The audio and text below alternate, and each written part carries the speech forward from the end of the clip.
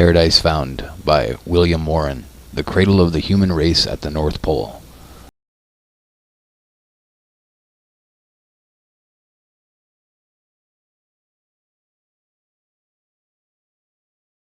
Diagram illustrating the true key to ancient cosmology and mythical geography. Compare page 479. The northern celestial pole in the zenith. AB, the axis of the heavens in perpendicular position. The axis of the earth in perpendicular position. The abode of the supreme god or gods. Europe, Asia, and the known portion of Africa. The earth surrounding the equatorial ocean river. And the abode of disembodied human souls. The abode of demons. The location of submerged Eden. The strength of the hill of Sion. This book is not the work of a dreamer. It is a thoroughly serious and sincere attempt to present what is, to the author's mind, the true and final solution of one of the greatest and most fascinating of all problems connected with the history of mankind. That this true solution has not been furnished before is not strange. The suggestion that primitive Eden was at the Arctic Pole seems at first sight the most incredible of all wild and willful paradoxes, and it is only within the lifetime of our own generation that the progress of geological discovery has relieved the hypothesis of fatal antecedent improbability. Moreover, when one considers the enormous variety and breadth of the fields from which its evidences of truth must be derived, when one remembers how recent are those comparative sciences on whose results the argument must chiefly depend, when one observes that many of the most striking of our alleged proofs, both in the physical and in the anthropological domain, are precisely the latest of the conclusions of these most modern of all sciences, it is easy to see that a generation ago the demonstration here attempted could not have been given. Even 5 years ago, some of the most interesting and cogent of our arguments would as yet have been lacking. The interest which has so long invested our problem, and which has prompted so many attempts to solve it, was never greater than today. The lapse of centuries has rendered many other questions antiquated, but not this. On the contrary, the more the modern world has advanced in new knowledge, the more exigent has grown the necessity of finding a valid solution. Men are feeling as never before that until the starting point of human history can be determined, the historian, the archaeologist, and the paleontological anthropologist are all working in the dark. It is seen that without this desideratum, the ethnologist, the philologist, the mythographer, the theologian, the sociologist, can none of them construct anything not liable to profound modification, if not to utter overthrow, the moment any new light shall be thrown upon the mother region, and the prehistoric movement of the human race.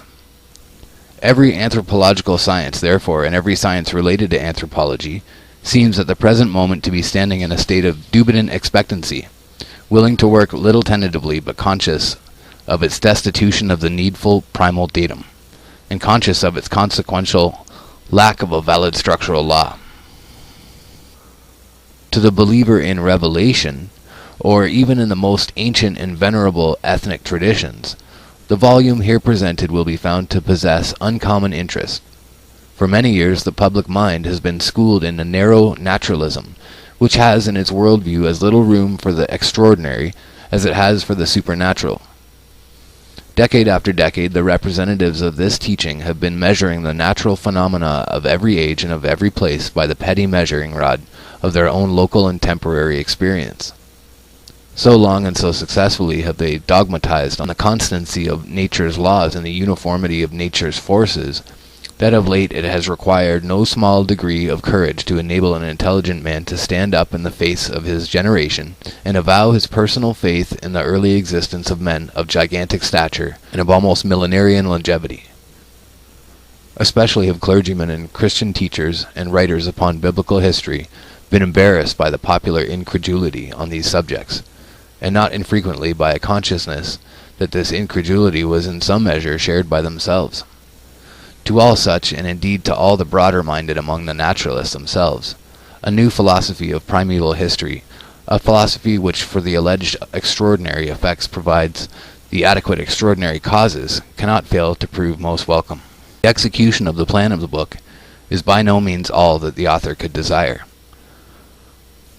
To the elaboration of so vast an argument, the materials for which must be gleaned from every possible field of knowledge, the broadest and profoundest scholar might well devote the undistracted labor of a lifetime. To the writer loaded with the cares of a laborious executive office, there were lacking both the leisure and the equipment otherwise attainable for so high a task.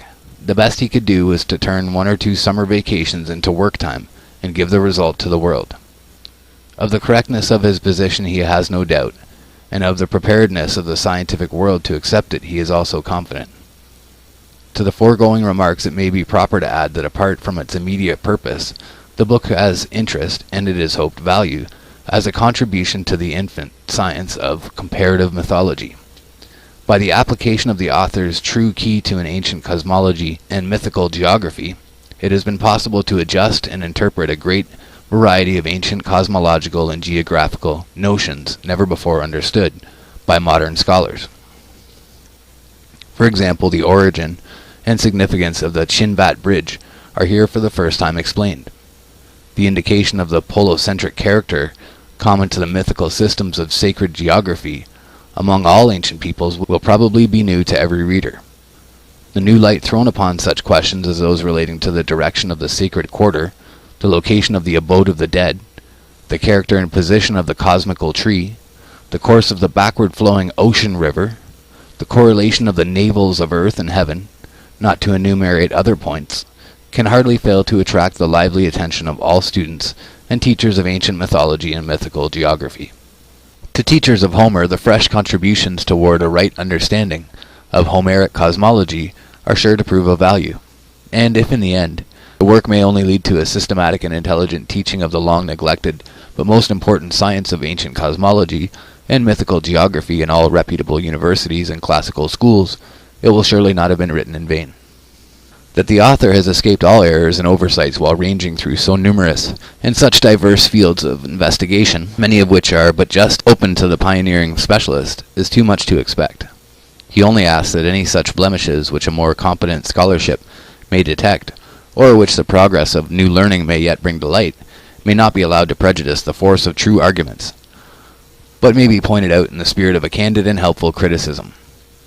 In conclusion, the author respectfully commits his work for all truth-seeking spirits, not less to the patient investigators of nature than to the student of history, of literature, and of religion. Particularly would he commend it to all those yearning and waiting Königssonen, whose experience has been described by Hans Andersen in the words, "Once upon a time there was a king, a son. Nobody had so many and such beautiful books as he. In these all that had ever happened in the world he could read and see depicted in splendid engravings. Of every people and of every land could he get information. But as to where the Garden of Eden was, not a word was to be found therein. Just this it was, on which he meditated most of all." Paradise Found by William Warren. And we're just going to go through some of the illustrations first of all, so that we can see the parallels to Flat Earth. And it's kind of important just to look at this first. So, the night skies of Eden.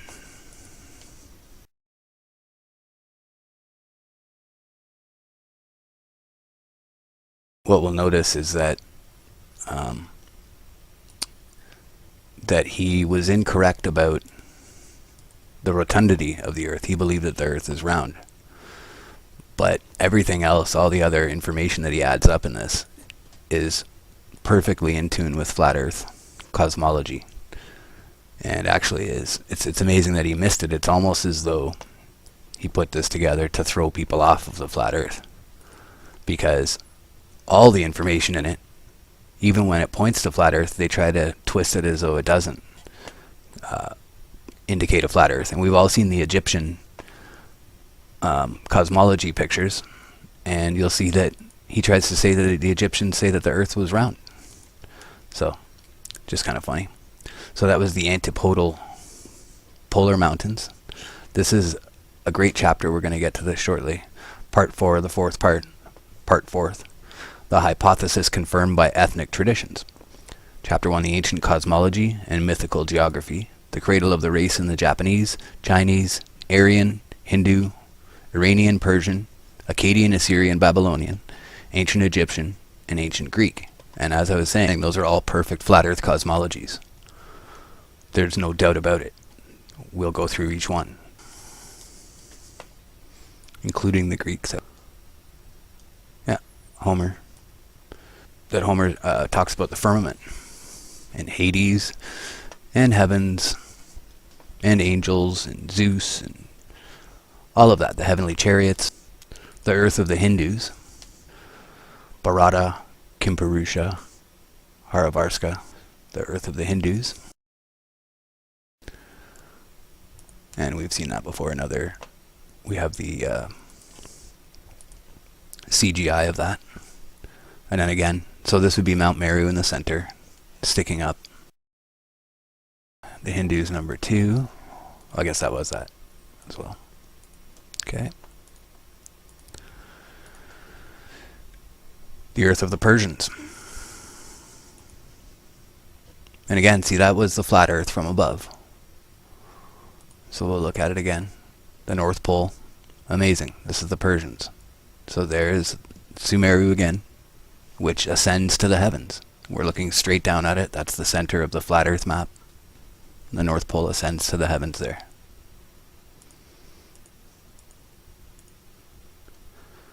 The navel of the earth.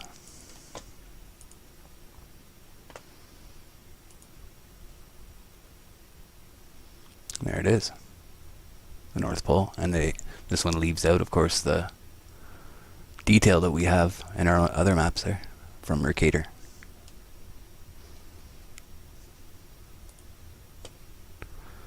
The earth of Columbus. Yeah, no, this is what the other one was that I tried to show you. The antipodal polar. I'll go back to that. This one. So I'll read a bit of this.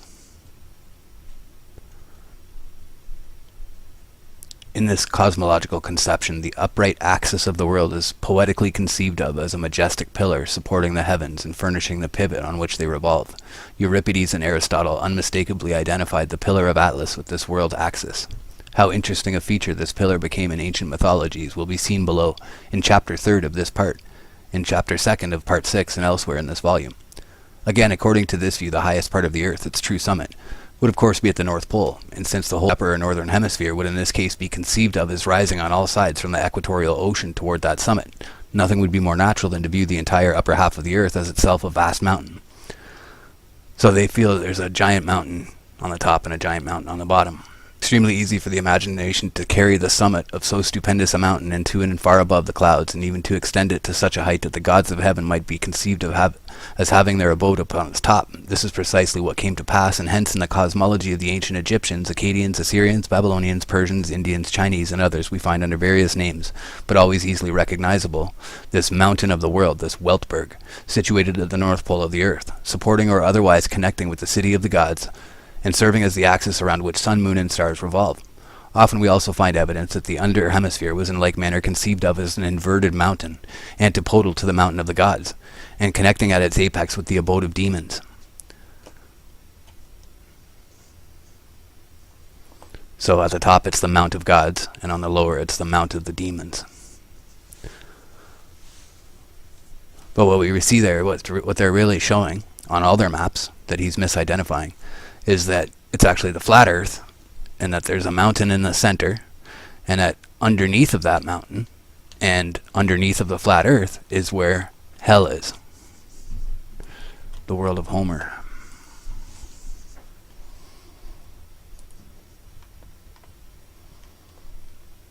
Mount Olympus, Tartarus. So he keeps showing it as a globe.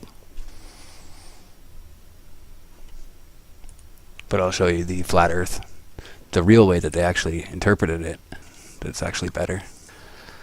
And it's basically that there's the mountain on the top, and on the bottom it's an inversion of a mountain. It's not an upside down mountain. An inverted mountain is a set of stairs descending.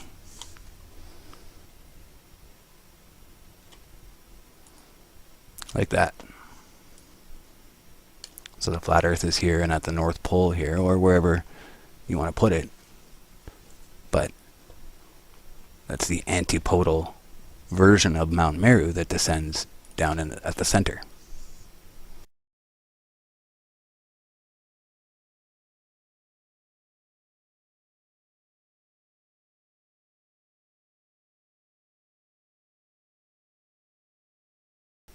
Part first. Location of Eden, state of the question. Results of the explorers, historic and legendary. Results of the theologians. Results of non-theological scholars, naturalists, ethnologists, archaeologists. You shall understand that no mortal man may approach to that paradise, for by land no man may go, for wild beasts that are in the deserts, and for the high mountains and great huge rocks that no man may pass by, for the dark places are there. And by the rivers may no man go, for the water runs so roughly and so sharply, because it comes down so outrageously from the high places above, that it runs in so great waves that no ship may row or sail against it, and the water roars so, and makes so huge a noise and so great a tempest that no man may hear another in the ship, though he cried with all the might he could. Many great lords have essayed with great will many times to pass by those rivers towards paradise, with full great companies, but they might not speed in their voyage, and many died for weariness of rowing against the strong waves, and many of them became blind, and many deaf from the noise of the water, and some perished and were lost in the waves, so that no mortal man may approach to that place, without the special grace of God. Sir John de Mondeville. Chapter 1. The Results of Explorers, Historic and Legendary. Men learnt die Welt am besten durch Reisen kennen. Basically translates to man learns best when he travels. K.H.W. Volker.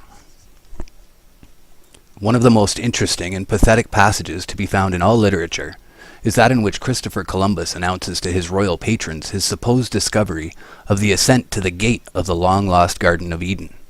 With what emotions must his heart have thrilled as, steering up this ascent, he felt his ship smoothly rising toward the sky, the weather becoming milder as he rose.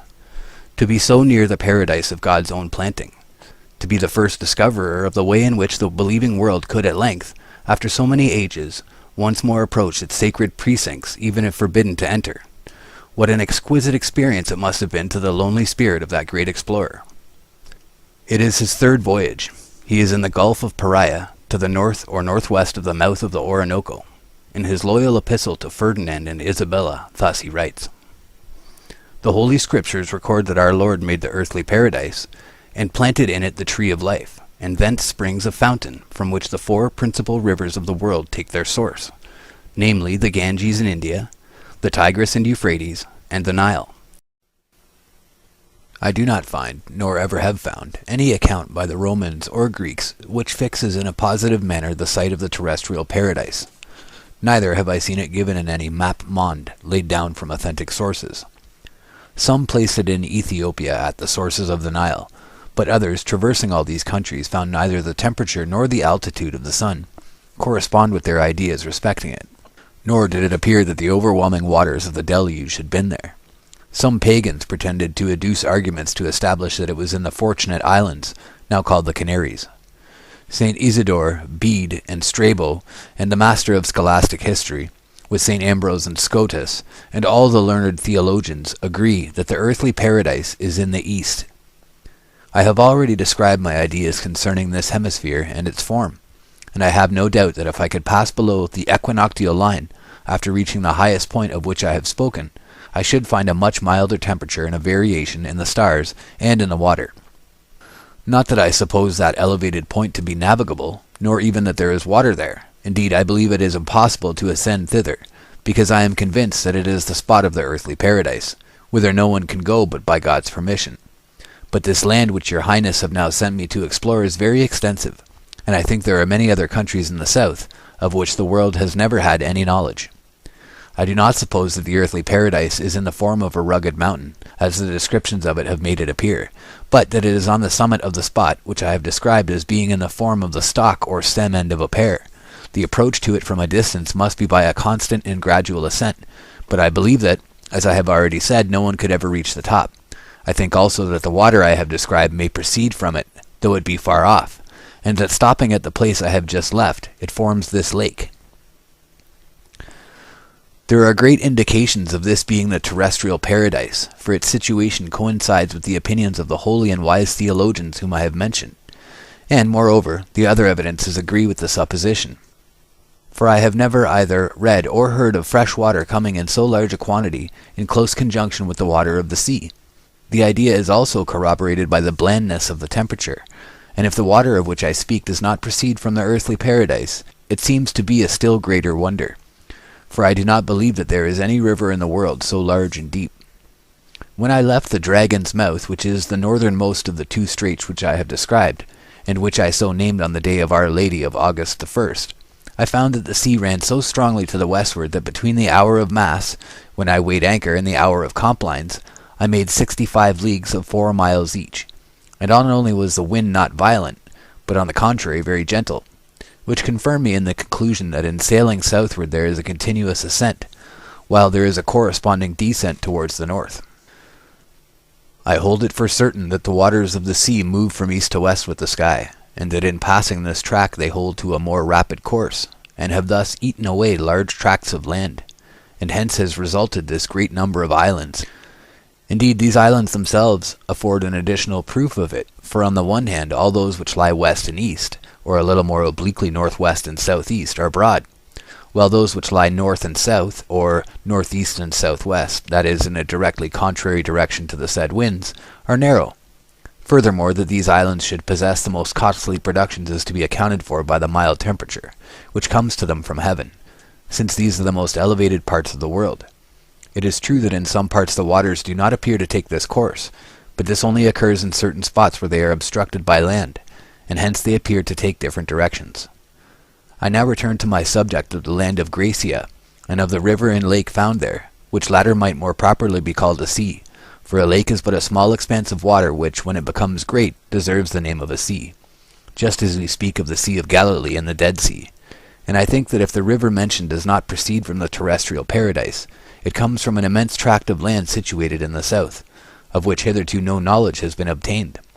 But the more I reason on the subject, the more satisfied I become that the terrestrial paradise is situated in the spot I have described, and I ground my opinion upon the arguments and authorities already quoted.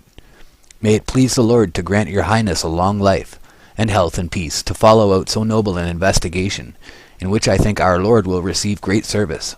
Spain considerable increase of its greatness, and all Christians much consolation and pleasure, because by this means the name of our Lord will be published abroad. Alas for the hope of settling the problem of Eden's site by actual exploration. Columbus never lived to find his paradise, and geographers have long ago ascertained that the golden summit of the world is not in Venezuela, nor in any of its neighbor states.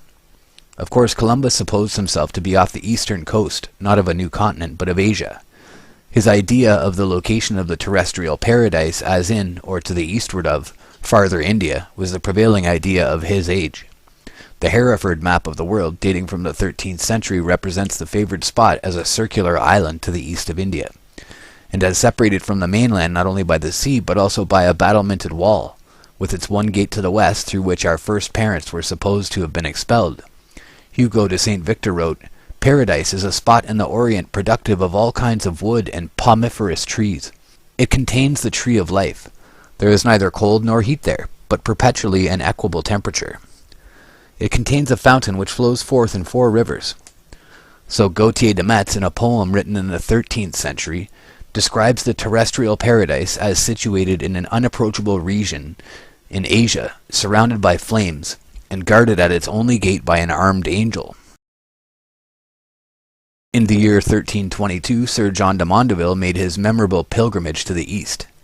In his account of these travels, after describing the marvelous kingdom of Prester John in India, he says, "And beyond the land and isles and deserts of Prester John's lordship, and going straight towards the east, men find nothing but mountains and great rocks, and there is the dark region where no man may see, neither by day nor by night, as they of the country say.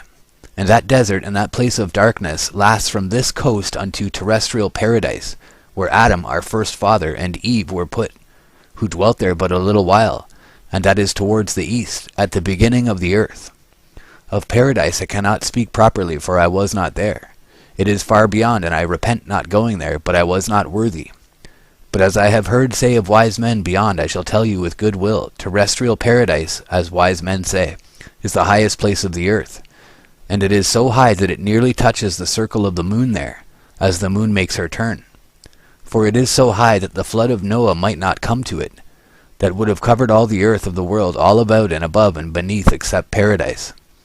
And this paradise is enclosed all about with a wall, and men know not whereof it is, for the wall is covered all over with moss, as it seems."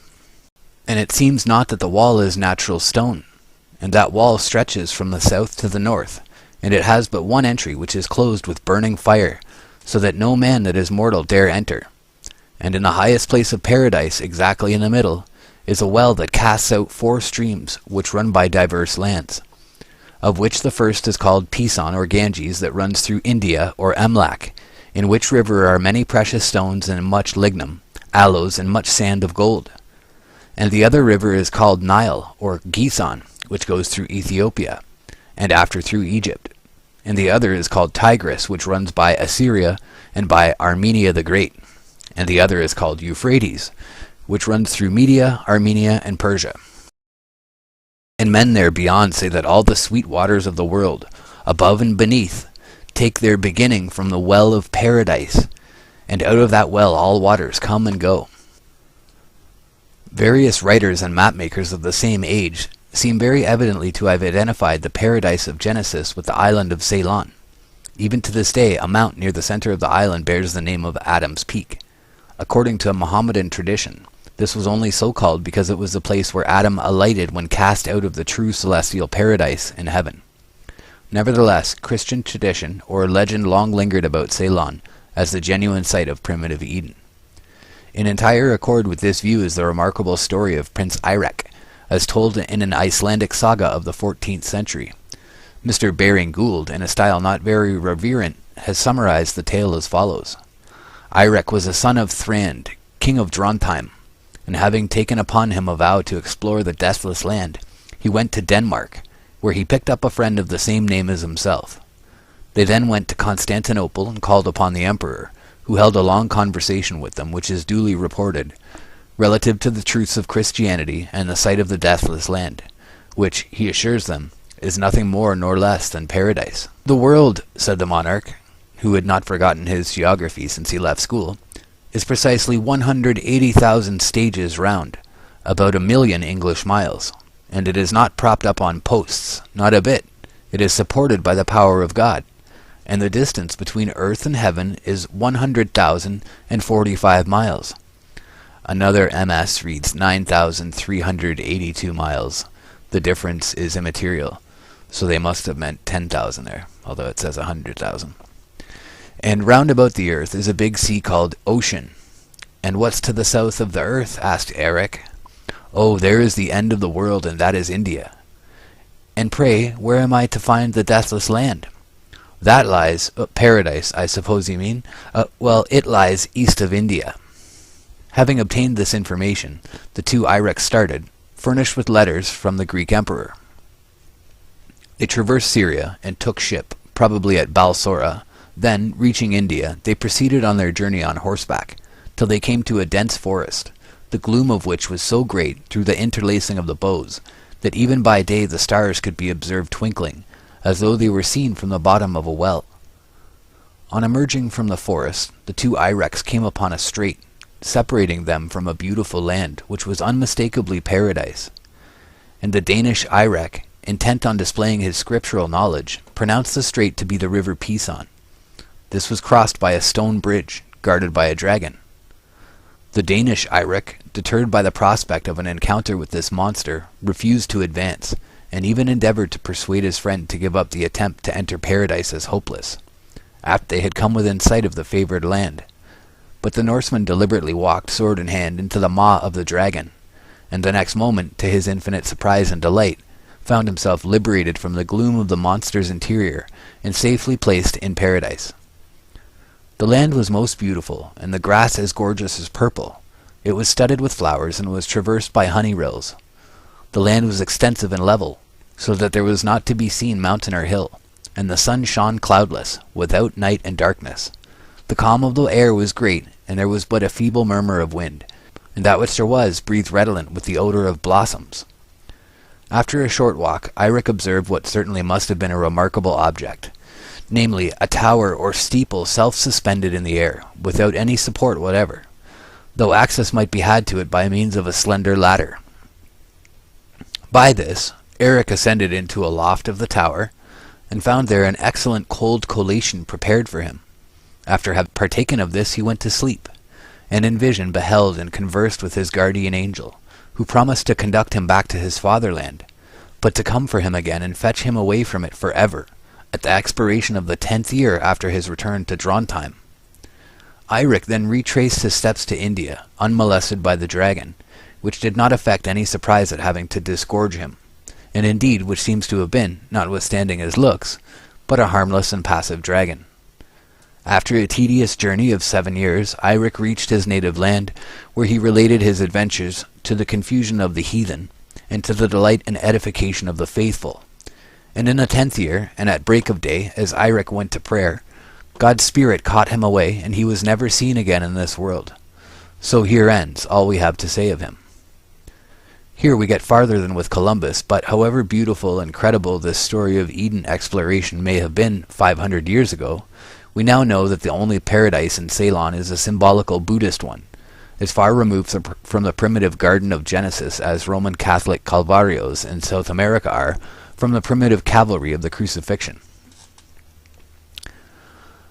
Moreover, even the scribes of 500 years ago, however credulous in other things, seem well to have understood the true character of this story of travel, for, according to the majority of the MSS, the story purports to be nothing more than a religious novel. As the Celtic terrestrial paradise, Avalon was a sea-girt island in the waters of the north. It could, of course, be reached only by ship. The first to accomplish this feat, so far as Christian legend informs us, was Saint Brandon, son of Finlogo, a celebrated saint of the Irish Church, who died AD 576 or 577. According to the story, an angel brought to this good abbot a book from heaven, in which such marvelous things were narrated concerning the then unknown portions of the world, that the honest father charged both angel and book with falsehood, and in his righteous indignation burned the latter. As a punishment for his unbelief, God sentenced him to and recover earth and the book. He must search through hell and earth and sea until he finds the heavenly gift. The token given him by the angel is that when he sees 2 twin fires flame up, he shall know that they are the 2 eyes of a certain ox, and on the tongue of that ox he shall find the book. For 7 long years he sails the western and the northern ocean. He there encounters more marvels than were recorded in the original incredible book, and is even permitted to visit the earthly paradise. The beauty of the soil, of the fountain with 4 streams, of the magnificent castle and castle halls lighted with self-luminous stones, and adorned with all manner of precious jewels, surpass description. The stay of the party seems, however, to have been short, and unfortunately just where the island was located the commander forgets to mention. A more elaborate and fanciful picture of the same medieval paradise is furnished of us in the story of Ogre, or Holger, a Danish knight of the age of Charlemagne. In a plain prose rendering, this is the style in which a famous court minstrel of 600 years ago was accustomed to chant the adventure to admiring audiences. So I'm just going to cut in here, just to reference how they're talking about that it just seems to be these seem to come from religious books. Well, the common theme there is that every time they look at the religious novels, they come back to those 4 rivers, and they say that that's the center of the earth, and that they say that that's where we descended from heaven. And we see that every religion that we look into, and every time that the people who are telling these stories are people who are closely related to the kings of their towns or their cities or the place that they're from. And it seems like every time that they tell this story, it's like a broken telephone, that they did have the original story and they tried to maintain as much of it as they could, but through the years it just became broken down by, broken telephone, word of mouth.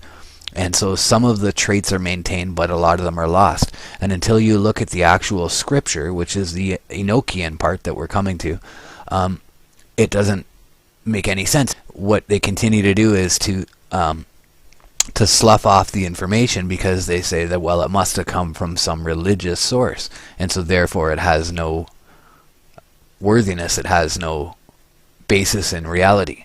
So I just find it interesting that we're still in that situation today, where if someone says something and says that it has to do with the origins of man, it's almost like even if we could prove it, people would never believe it, because if we said our proof has anything to do with it, what if you prove to someone that that is the base of heaven? Just like proving to them that the earth is flat, now you've proven that God exists, and that's very difficult for a lot of people to take in, They don't want to deal with that. I just wanted to be clear there about that everybody sloughs it off because they think that it's religious. And yet, what could be more central is who we are and where we came from. So we're back at the story of Ogier, or Holger, the Danish knight of Charlemagne. Carahu and Gloriand were in a boat with a fair company, and Ogier had with him 1,000 men-at-arms. When they were a certain way on, there arose so mighty a tempest that they knew not what to do, only to commit their souls to God. So great was the storm that the mast of Ogier's ship broke, and he was constrained to embark in a little vessel with a few of his comrades, and the wind struck them with such fury that they lost sight of Carahu. Carahu was so sore troubled that he was like to die, and he began to mourn the noble Ogier, for he wist not what was become of the boat. And Ogier in like manner lamented Carahu. Thus grieved Carahu and the Christians in his company, saying, Alas, Ogier, what is become of thee? This is, I ween, the most sudden departure that I heard of ever. Nay, but cease, my beloved, said Gloriand. He will not fail to come again when God wills, for he cannot be far away. Ah, lady, said Carahu, you know not the dangers of the sea, and I pray God to take him into his keeping.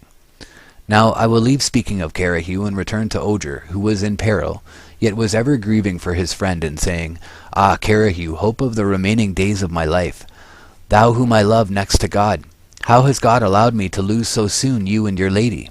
At that moment the great ship in which Ogier had left his men-at-arms struck against a rock, and he saw them all perish, at which sight he was like to die of grief. And presently a lodestone rock began to draw towards it the boat in which Ogier was. Ogier, seeing himself thus taken, recommended his soul to God, saying, My God, my Father and Creator, who hast made me in thine image and semblance, have pity on me now, and leave me not here to die, for that I have used my power as was best to the increase of the Catholic faith.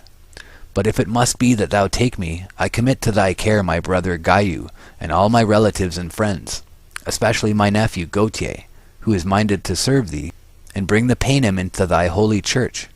Ah, my God, had I known the peril of this adventure, I should never have abandoned the beauty, sense, and honour of Clarice, Queen of England.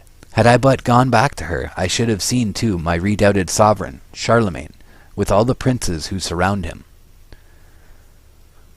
Meanwhile the boat continued to float upon the water, till it reached the lodestone castle, which they call the Château d'Avalon, which is but a little way from the earthly paradise.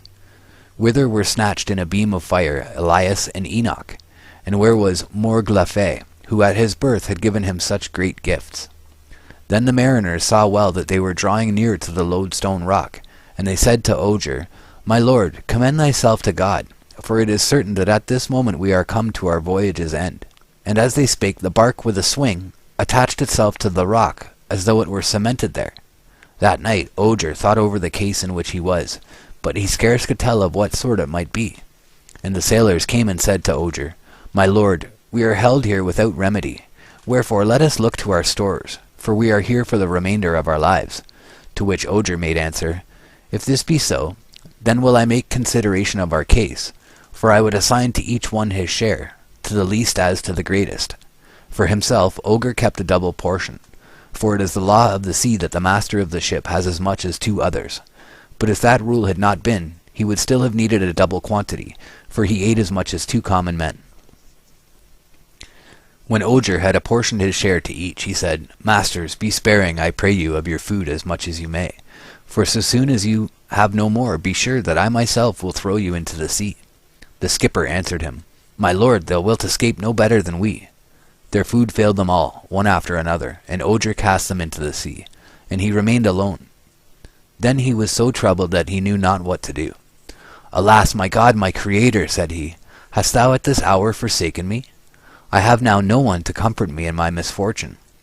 Thereupon, whether it were his fantasy or no, it seemed to him that a voice replied, God orders that so soon as it be night thou go to a castle after thou hast come to an island, which thou wilt presently find. And when thou art on the island thou wilt find a small path leading to the castle, and whatsoever thing thou seest there, let that not affray thee. And Ogier looked, but wist not who had spoken. Ogier waited the return of night, to learn the truth of that which the voice foretold, and he was so amazed that he wist not what to do, but set himself to the trial. And when night came he committed himself to God, praying him for mercy, and straightway he looked and beheld the castle of Avalon, which shone wondrously. Many nights before he had seen it, but by day it was not visible. Howbeit, so soon as Ogre saw the castle, he set about to get there. He saw before him the ships that were fastened to the lodestone rock, and now he walked from ship to ship, and so gained the island. And when there, he at once set himself to scale the hill by a path which he found. When he reached the gate of the castle and sought to enter, there came before him 2 great lions, who stopped him and cast him to the ground. But Ogre sprang up and drew his sword, Curtain, and straightway cleft one of them in twain. Then the other sprang and seized Ogre by the neck, and Ogre turned round and struck off his head. When Ogre had performed this deed, he gave thanks to our Lord, and then he entered the hall of the castle, where he found many viands, and a table set as if one should dine there. But no prince nor lord could he see. Now he was so amazed to find no one, save only a horse, which sat at the table as if it had been a human being. This horse, which was called Papillon, or Psyche, waited upon Ogre, gave him to drink from a golden goblet, and at length conducted him to his chamber, and to a bed whose fairy-made coverlet of cloth of gold and ermine was la plus mignonne chose qu'il fait jamais vue, or the nicest he had ever seen. When Ogre awoke, he thought to see Papillon again, but could see neither him nor man nor woman to show him the way from the room. He saw a door, and having made the sign of the cross, sought to pass out that way. But as he tried to do this, he encountered a serpent, so hideous that the like has scarce been seen. It would have thrown itself upon Ogre, but that the knight drew his sword and made the creature recoil more than 10 feet. But it returned with a bound, for it was very mighty, and the twain fell to fight. And now as Ogre saw that the serpent pressed hard upon him, he struck at it so doughtily with his sword that he severed it in twain. After that, Ogre went along a path which led him to a garden, so beauteous that it was in truth a little paradise.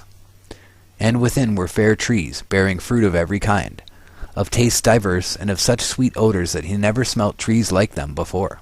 Ogre, seeing these fruits so fine, desired to eat some, and presently he lighted upon a fine apple tree, whose fruit was like gold, and of these apples he took one and ate. But no sooner had he thus eaten than he became so sick and weak that he had no power nor manhood left. And now again he commended his soul to God and prepared to die. But at this moment, turning round, he was aware of a fair dame, clothed in white, and so richly adorned that she was a glory to behold. Now as Ogre looked upon the lady without moving from his place, he deemed that she was Mary the Virgin, and said, Ave Maria, and saluted her. But she said, Ogre, think not that I am she whom you fancy. I am she who was at your birth, and my name is Morglefe, and I allotted you a gift which was destined to increase your fame eternally through all lands. But now you have left your deeds of war to take with ladies your solace. For as soon as I have taken you from here, I will bring you to Avalon, where you will see the fairest noblesse in the world. And anon she gave him a ring, which had such virtue that Ogre, who was near 100 years old, returned to the age of 30. Then said Ogre, Lady, I am more beholden to you than to any other in the world. Blessed be the hour of thy birth, for, without having done aught to deserve at your hands, you have given me countless gifts, and this gift of new life above them all. Ah, lady, that I were before Charlemagne, that he might see the condition in which I now stand, for I feel in me greater strength than I have ever known. Dearest, how can I make return for the honour and great good you have done me? But I swear that I am at your service all the days of my life. Then Morgue took him by the hand and said, My loyal friend, the goal of all my happiness, I will now lead you to my palace in Avalon, where you will see of noblesse the greatest and of demoiselles the fairest. And she took Ogre by the hand and led him to the castle of Avalon, where was King Artus and Alberon and Melambron, who was a sea fairy. As Ogre approached the castle, the fairies came to meet him, dancing and singing marvellously sweetly. And he saw many fairy dames, richly crowned and apparelled. And presently came Arthur, and Morgue called to him, and said, Come hither, my lord and brother, and salute the fair flower of chivalry, the honour of the French noblesse, him in whom all generosity and honour and every virtue are lodged. Ogre le Danois, my royal love, my only pleasure, in whom lies for me all hope of happiness. Then Morgue gave Ogre a crown to wear, which was so rich that none here could count its value, and it had beside a wondrous virtue. For every man who bore it on his brow forgot all sorrow and sadness and melancholy, and he thought no more of his country nor of his kin that he had left behind him in the world. We leave Ogre thus, bien assis et entretenu des dames qui s'étaient marveillées, and return to the earth, where things were not going so well. For while Ogre was in Fairy, the Paynim assembled all their forces and took Jerusalem, and proceeded to lay siege to Babylon. That is, Cairo at the time. Then the most valiant knights who were left on earth, Moisant and Florian and Carahu and Gautier, Ogre's nephew, assembled all their powers to defend this place. But they lamented greatly because Ogre was no more. And a great battle took place without the walls of Babylon, in which the Saracens, assisted by a renegade, the Admiral Gandice, gained the victory. Ogre had long been in the castle of Avalon, and had begotten a son by Morgue, when she, having heard of these doings and of the danger to Christendom, deemed it needful to awake Ogre from his blissful forgetness of all earthly things, and tell him that his presence was needed in this world once more. Thereupon follows an account of Ogre's returning to earth, where no one knew him, and all were astonished at his strange garb and bearing. He inquired for Charlemagne, who had been long since dead. The generation below Ogre had grown to be old men, yet he still had the habit of a man of 30. We need not wonder that his talk excited suspicion, but at length he made himself known to the King of France, joined his army, and put the Paynim to flight. He had now forgotten his life in Fairy. He was beloved by the Queen of France, the king having been killed, and was about to marry her, when Morgue again appeared and carried him off to Avalon.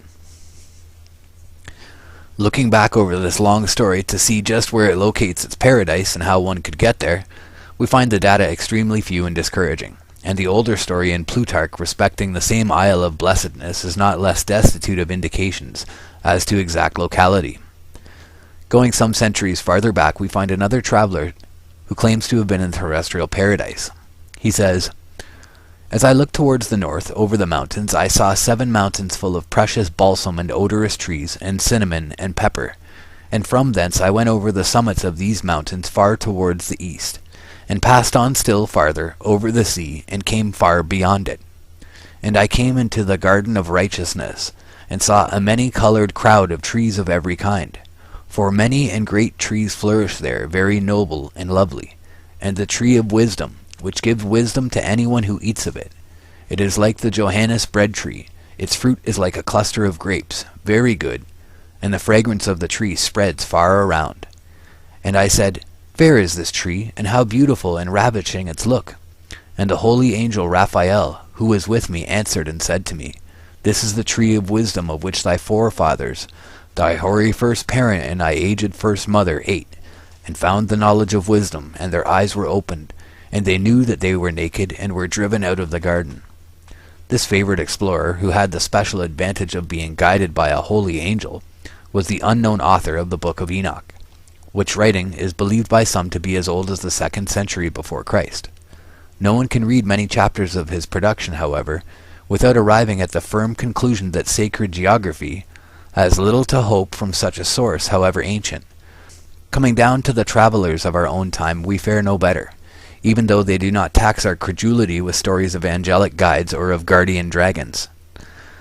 One, writing only 10 years ago, professedly from the very garden itself, momentarily raises our expectations when he says, "Discoveries made within the last decade tend to confirm the supposition that the primeval abode of man was near the confluence of the Euphrates and the Tigris, and it is not too much to anticipate the exhuming of inscribed tablets, which will fully establish this belief." But as suddenly as our hopes are excited, so suddenly do they die away in disappointment. Incredulous critics greet the suggestion of exhuming inscribed tablets on the subject with a chorus of derisive laughter. The author himself does not venture to give any of the discoveries made within the last decade which tend to confirm the notion that Eden was located at the point described. On the contrary, in the immediately following sentence, he takes leave of the subject, and so doing gives us over to his own admitted uncertainty in the following terms. And although, after the lapse of so many centuries, exact correspondence of topography is not to be expected, yet guided by the general features of the scene rather than by the minuter ones, the present traditional Garden of Eden may be accepted until another has been discovered, and its identity more clearly proved. In such darkness dies out the kindled hope. Meantime, in a letter to Sir Roderick Murchison, published in the Athenaeum, not far from the same date, the indefatigable Livingstone disclosed the secret of his tireless perambulations through Central Africa. He believed that at the sources of the Nile, could he once discover them, he would stand upon the site of the primeval paradise. Evidently, exploration, wonderful as have been its achievements, has not yet solved the problem of the site of Eden. To this day, the word of Pindar, uttered 1,000 years before Christ, has remained true. Quote, "Neither by taking ship, neither by any travel on foot, to the Hyperborean field, shalt thou find the wondrous way." Chapter 2. The results of theologians. Some have placed it in the third heaven, some in the fourth, and in the heaven of the moon, in the moon itself, on a mountain near the lunar heaven, in the middle region of the air, out of the earth, upon the earth, beneath the earth, in a place that is hidden and separated from man. It has been placed under the northern pole, in Tartary, or in the place now occupied by the Caspian Sea. Others placed it in the extreme south, in the land of fire, others in the Levant, or on the shores of the Ganges, or in the island of Ceylon. It has been placed in China, or in an accessible region beyond the Black Sea, by others in America, in Africa, etc. All this from Bishop Hewitt. For me, it's very clear that it was at the North Pole, and then we had the flood, and the peoples that had been there were dislocated to the other regions after the flood. That the boat landed on Mount Ararat, or somewhere near that location. In fact, I think it's on Ararat, but the ark landed there, and the people descended there, and that's why you have civilization springing from that area, being the Middle East. But that originally that's when they found two rivers there and called them, naming them after what they called them when they were in paradise or close to paradise at Mount Meru. So they renamed those rivers for rivers that they knew before the flood. But they were naming rivers that were thousands of miles away from where they were, because during the flood, when Noah got on the ark and that, they drifted to a much farther place. Theologians, so back to the text now. That was me talking and thinking out loud about what I think about it. Theologians, Christian and Jewish, have in all ages differed, and irreconcilably differed, as to the location of the cradle of the human race. The evidences of this are so well known, or so easily accessible to every intelligent reader, that they need not be adduced in this place. The fathers and theologians of the early church and of the Middle Ages held many curious and conflicting opinions upon the subject. Some, following the allegorizing method of Philo, interpreted the whole narrative in Genesis as a parable setting forth spiritual things. Eden was not a place, but a state of spiritual blessedness. The four rivers were not rivers, but the four cardinal virtues, etc. The majority, however, held to the historic character of the narrative, and to the strictly geographical reality of Eden. To the question of its location, numberless were the answers. Often it was in the Far East, beyond all lands inhabited by men. Sometimes it was thought of as perhaps within or under the earth, in the regions of the dead. Sometimes it was neither on nor below the earth, but high above it, in the third heaven, or some way associated with the lunar orbit. Again, it would be stated that there are two paradises, a celestial and a terrestrial one, the one in heaven, the other on the earth. Tertullian, conceiving of the torrid zone as the flaming sword which turned every way to keep the way of the tree of life from Genesis 3:24, placed Eden beyond it in the southern hemisphere. Now it was at the bottom of the sea, or again it held a position midway between earth and heaven. Anon, it was on the summit of a miraculous mountain, which rose to the height of the moon. Of this mountain only the base was washed, when by the waters of the deluge all other mountains were covered. It was conceived of as rising in 3 gigantic stages to its stupendous height. All kinds of marvelous plants and precious metals and gems adorned it. But its supreme adornment was a divine river, which, starting from the throne of God in the highest heaven, descended to the holy garden on the mountain's head, and thence parting into 4, after watering and beautifying the whole mountain in its descent, gradually lost more and more of its celestial taste and vivifying virtues, and became the water system of the habitable globe. Sometimes the location of this mountain was described as in some distant portion of the earth, where the sea or earth and the sky meet. Impatient of such contradictions, Luther, in his own brusque way, rejected all attempts to locate the primeval garden, declaring that the deluge had so changed the face of the earth and the course of its original rivers that all search was fruitless. Calvin, on the contrary, confidently affirmed that the writer of the Genesis narrative must be understood as locating the Garden of Eden near the mouths of the Euphrates. Soon this original diversity of Protestant teaching upon the subject became aggravated by new theories, some of them suggested by orthodox ingenuity, some introduced by rationalistic conceptions of the semi-mythical character of the Bible, until at the present time the state of theological teaching respecting Eden is, if possible, a worse babble than in any preceding age. For a partial illustration of the confusion, one has only to turn to the most recent and authoritative biblical, theological, and religious encyclopedias. In McClintock and Strong's The Writer on Eden inclines to locate it in Armenia. In Smith's Bible Dictionary, the problem is abandoned as probably insoluble. In the great German encyclopedia, Herzog, it is declared necessary to deny to the story of Eden a strictly historical character. It is a bit of mythical geography. In the supplement, however, Pressel makes an elaborate argument of many pages in favor of the location at the junction of the Tigris and Euphrates. Dilliman, in Schenkel's Bible Lexicon, places it in the Himalayas north of India. In the chief Roman Catholic cyclopedia, Wetzel, and Velt's Kirchenlexikon, the writer vacillates between Eastern Asia, taken in a vague and undefined sense, and an equally undefined north. In Lichtenberg's just completed Encyclopedia of Religious Sciences, the whole story in Genesis 2 is declared as a philosophic myth. Professor Brown of New York, in the new work edited by Dr. Schaff, on the basis of Herzog, enumerates a variety of opinions advocated by others, but refrains from expressing any opinion of his own. Such is all the light which contemporary theology seems able to throw upon our problem. But here some plain reader of the Bible opens at the 2nd chapter of Genesis and reads, "And the Lord God planted a garden eastward in Eden, and there he put the man whom he had formed." And the plain reader asks how a believer in the Bible can doubt this passage fixes the location of the garden somewhere to the east of Palestine. But looking a little more critically, our inquirer himself quickly sees that the verse does not necessarily affirm anything as to the direction of the garden from the writer. It may naturally mean that the garden was planted in the eastern part of the land of Eden, wherever that was. And turning to the most careful and orthodox commentators, he finds that not a few take this view of it. Moreover, Mikkedim, here translated eastward, may be otherwise translated, as it is in the King James Version, in the passages of Psalms 44 and 44:12 and 56:6 and elsewhere. In fact, in the Vulgate, it is here translated a principio, in or from the beginning. Among the early Greek translators, Symmachus, Theodotion, and Aquila understood the term in the same way. Hence, nearly 200 years ago, the learned Thomas Burnet wrote as follows: "Some have thought that the word Mikkedim, Genesis 2, was to be rendered in the east or eastward as we read it, and therefore determined the site of paradise. But 'tis only the Septuagint that translates it so. All the other Greek versions in St. Jerome, the Vulgate, the Chaldee paraphrase, and the Syriac render it from the beginning or in the beginning, or to that effect.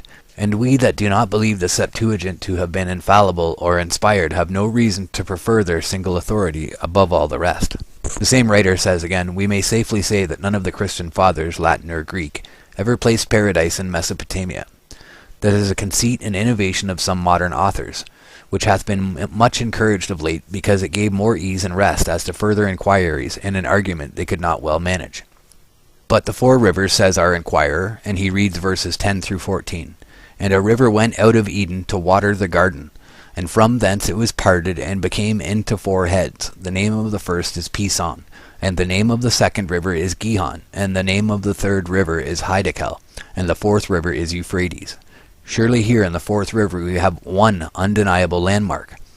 However impossible it may be to satisfactorily identify all 4 of the primitive rivers of Eden, the mention of the Euphrates, at least, restricts the location of the garden to some part of the region drained by that river.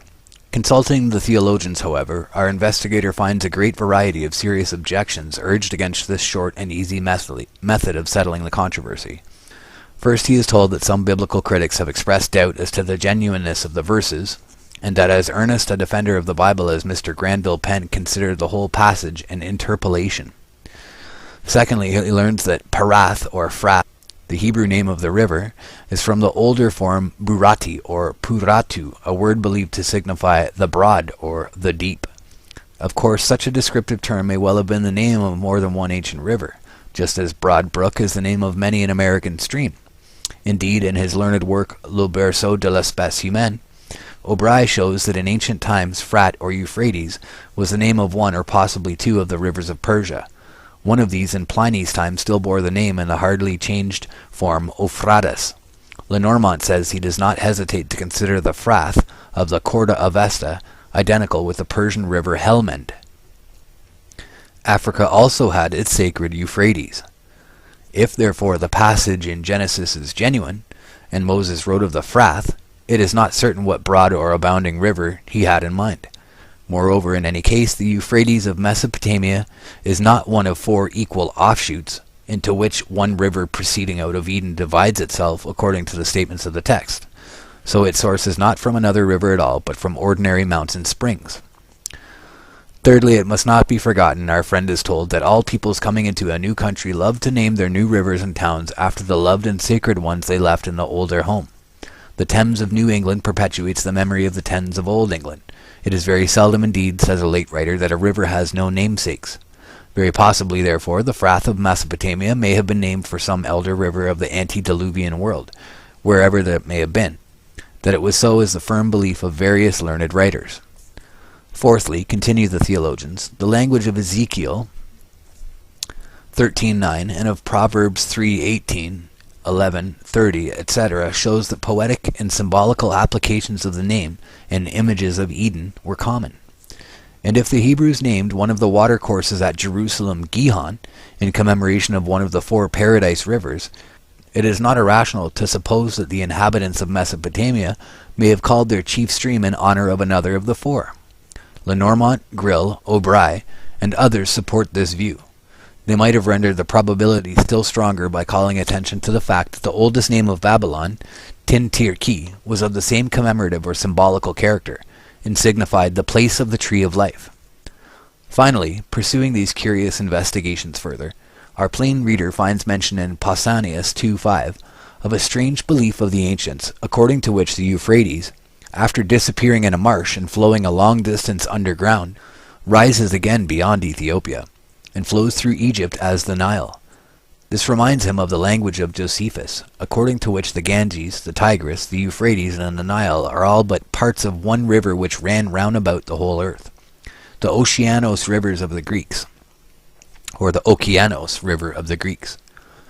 And he wonders whether the old Shemitic term, from which the modern Euphrates is derived, was not originally a name of the general water system of the world, a name of that ocean river which Aristotle describes as rising in the upper heavens, descending in rain upon the earth, feeding, as Homer tells us, all fountains and rivers and every sea, flowing through all these watercourses down into the great and broad equatorial ocean current which girdles the world in its embrace.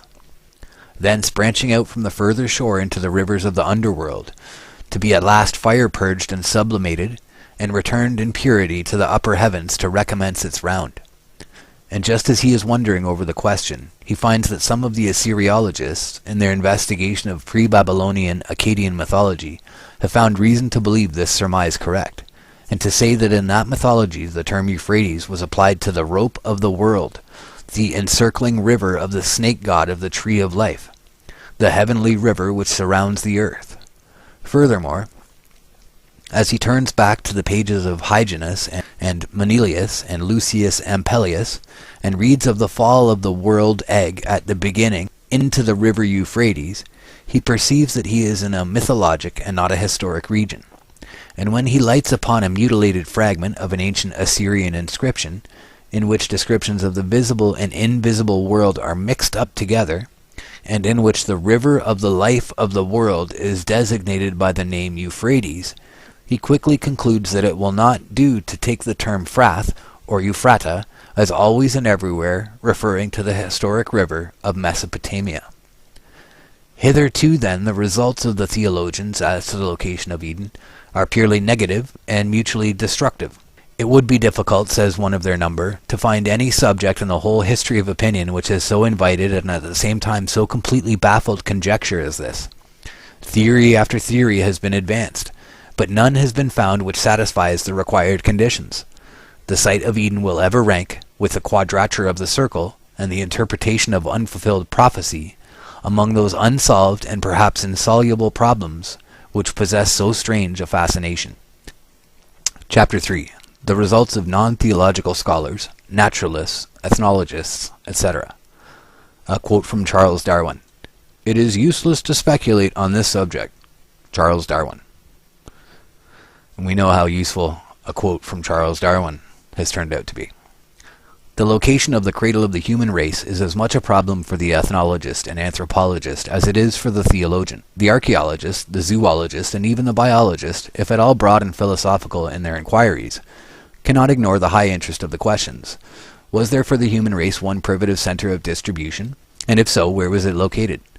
30 years ago, the pretentious American work by Knott and Glidden, entitled The Types of Mankind, a work written in opposition to the doctrine of the unity of the human race, attracted unusual attention to the former of these questions. The teaching therein put forth was that there are very many types of varieties of men without genealogical connection with each other, and that therefore a great number of primitive centers of distribution must be assumed.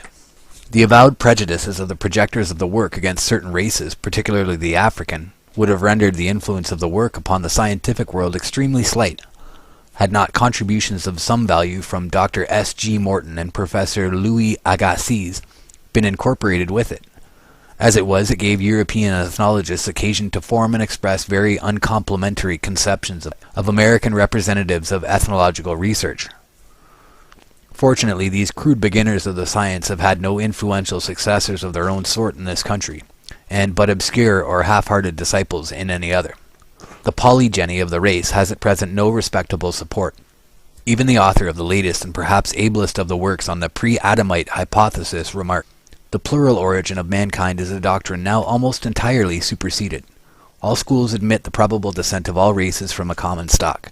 To the second question, therefore, the attention of the scientific and archaeological world is steadily gravitating. Given one primeval point of departure for the race, where shall that point of departure be sought?" The answers which recent biologists, naturalists, and ethnologists have given to this problem are hardly less numerous or less conflicting than are the solutions proposed by theologians. Of these answers, Professor Zechler, in a late work, enumerates 10, each having the support of eminent scientific names. In latitude they range from Greenland to Central Africa, and in longitude from America to Central Asia. Of the whole number, the two which seem to command the widest and weightiest support are, first, the hypothesis that Lemuria, a wholly imaginary, now submerged prehistoric continent under the northern portion of the Indian Ocean, was the mother region of the race, and secondly, that it was in the heart of Central Asia. The former of these sites is the one supported by Haeckel, Kaspari, Peschel, and many others. Though less positive, Darwin and Lyell seem favorable to the same location or to one in the adjoining portion of Africa. Most of the recent maps of the progressive dispersion of the race over the globe have been constructed in accordance with this theory. Perhaps the best popular summary of the arguments in its favor is that found in Oscar Peschel's Races of Men. But while biological speculation, especially in the hands of Darwinists, is strongly inclined toward the chief habitat of the ape tribes in its attempts to find man's primitive point of departure, comparative philologists, mythologists, and archaeological ethnographers have of late very strongly tended to place the cradle of mankind on the lofty plateau of Pamir in Central Asia. For these the eminent French anthropologist, Quatrefages, is well entitled to speak.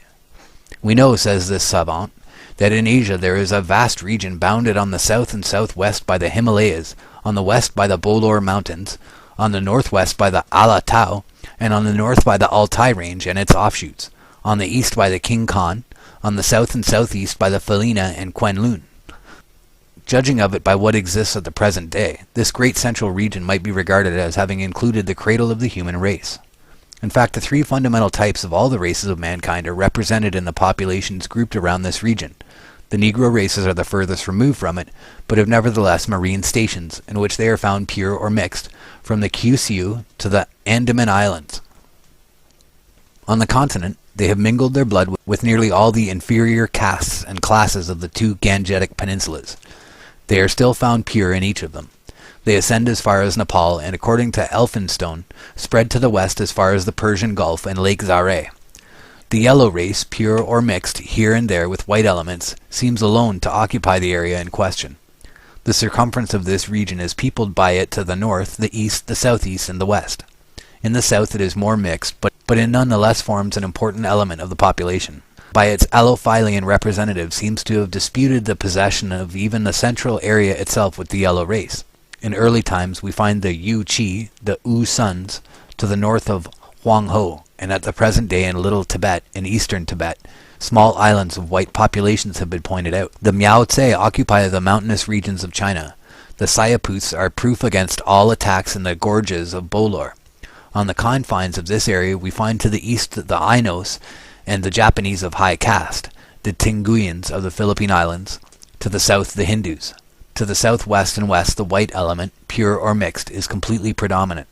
No other region on the face of the globe, no other region presents similar reunion of the extreme types of the human race distributed around a common center.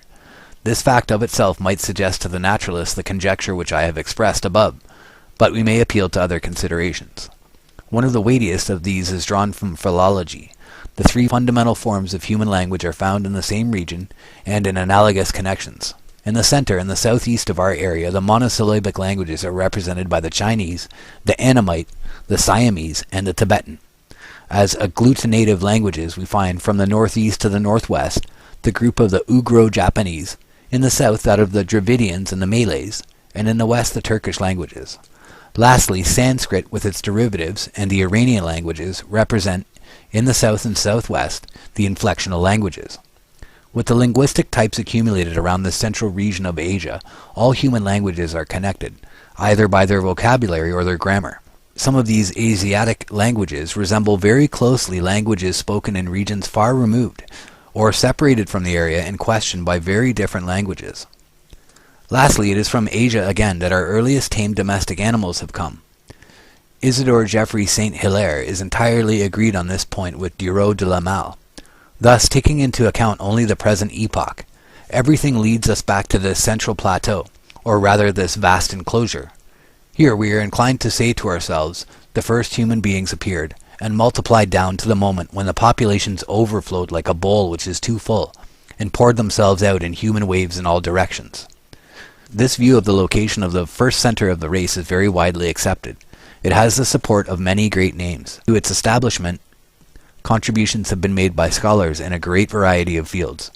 Among them may be mentioned Layson, Burnouf, Ewald, Renan, O'Bry, de Eckstein, Hofer, Senart, Maspero, Lenormant, etc. Perhaps the most important single treatise representing the view is O'Bry's Cradle of the Human Species, a work of singular interest to every scholar. But the latest writers on the question are by no means confined to the two locations just mentioned. The difficulty of accounting for the first advent of human beings in America, without supposing in early times a closer land connection between the eastern and western hemispheres in the intertropical regions that now exists, has led not a few ethnologists to postulate a lost Atlantis, including perhaps the Canary and Madeira Islands or the Azores, or located to the north or south of them, and to place it in the fountainhead of the streams of population which colonized both the Old and the New World. Another location lately advanced with great confidence and supported with remarkable acuteness and learning is that advocated by Dr. Friedrich Delitzsch in his valuable work entitled Wohllage das Paradies. This site is on the Euphrates between Baghdad and Babylon.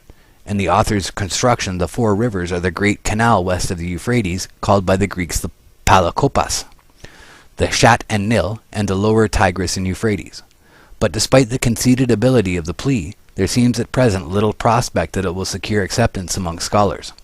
The distinguished Theodore Noldke, in a recent review, while cordially praising the learning and ingenuity of the work, professes himself unmoved by its arguments.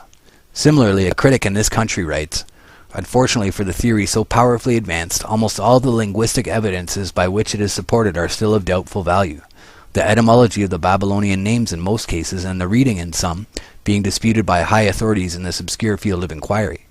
Were the linguistic points proved, it would be hard to resist the power of the argument, in spite of various difficulties arising from the scanty text of Genesis itself. As it is, although all other solutions of the knotty biblical problem may be subject to still graver objections, the following questions militate too strongly against Professor Delitzsch's solution. Why, if the stream of Eden be the middle Euphrates, is it left unnamed in the narrative? Though it is certain that the Hebrews were perfectly familiar both with the middle and the upper course of that river. Why, if the Pison and Gihon designate the canals Palakopas and Shat and Nil, are they said to compass the lands which the canals only traverse? If the lower Tigris be meant by the Hydakel, Why is this river described as flowing in front of Assyria, which lay above the central Mesopotamian lowland asserted to be Eden? How should a writer familiar with the whole course of the Tigris deem its lower part a branch of the Euphrates? Why should Cush, a name which commonly designated Ethiopia, have been used by the narrator in a sense in which it nowhere else occurs in the scriptures, without the least further definition? Why, on the other hand, is Havilah, if the Arabian borderland so well known to the Hebrews to be meant, so fully described by its products? Who tells us that the gold, the bdellium, and the shoham of Babylonia were also characteristic of the adjoining Havilah? But whether these objections in the present stage of Assyriological studies be fatal to the theory of Professor Delitzsch or not, we have no hesitation in saying that his dissertation, amplified as it is by the supplementary treatises on the ancient geography and ethnology of the Mesopotamian and neighboring countries of Canaan, Egypt, and Elam, is a perfect treasury of knowledge, made most accessible by excellent indexes, and probably the most brilliant production in all biblico-Assyriological literature. At the present writing, the latest monograph upon the subject is the one just published in the Revue de l'Histoire des Religions, from the pen of M. Beauvoir. This locates the Eden of ethnic traditions in America, and ascribes to the Celtic race no small influence upon the Greco-Roman mythology in the development of such ideas as those pertaining to the gardens of the Hesperides, the Isles of the Blessed, etc. The site advocated is not new, though the line of argument is fresh and scholarly.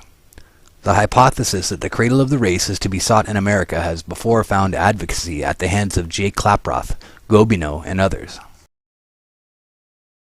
That this, however, is not to be the last and only word on the subject is evident from the fact that, in a huge work just from the press, an English writer says, "If there be an earthly original for the heavenly Eden, it will be found in equatorial Africa, the land of seething, swarming, multitudinous, and colossal life. This was the world of wet and heaven of heat, the land of equal day and dark, that supplied the two truths of Warti, Egyptian, the top of the world, the very nipple, the kapah, of the breast of earth, which is there one vast streaming fount of moisture quick with life.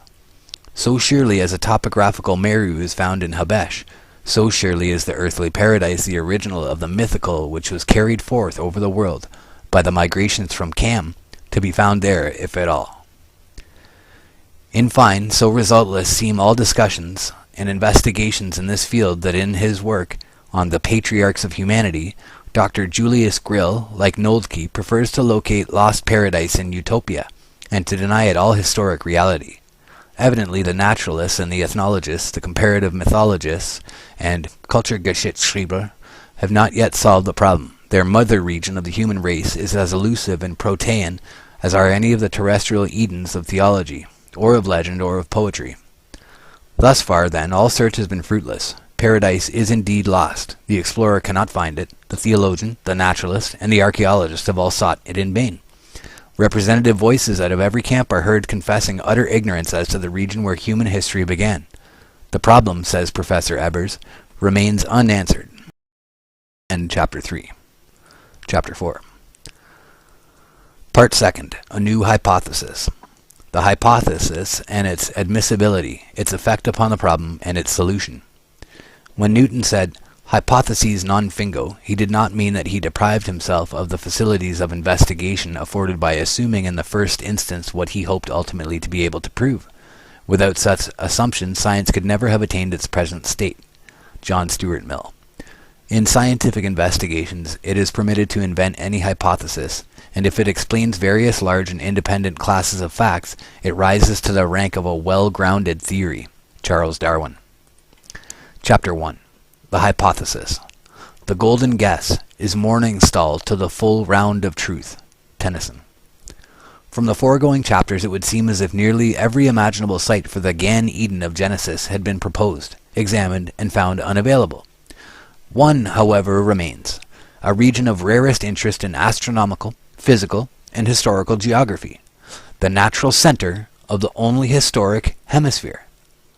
Considering the fascination of the subject, and the inexhaustible ingenuity that has been expended upon it, it seems remarkable that it should be left to the closing years of the 19th century to bring forward and seriously to test the proposition that the cradle of the human race, the Eden of primitive tradition, was situated at the North Pole, in a country submerged at the time of the deluge.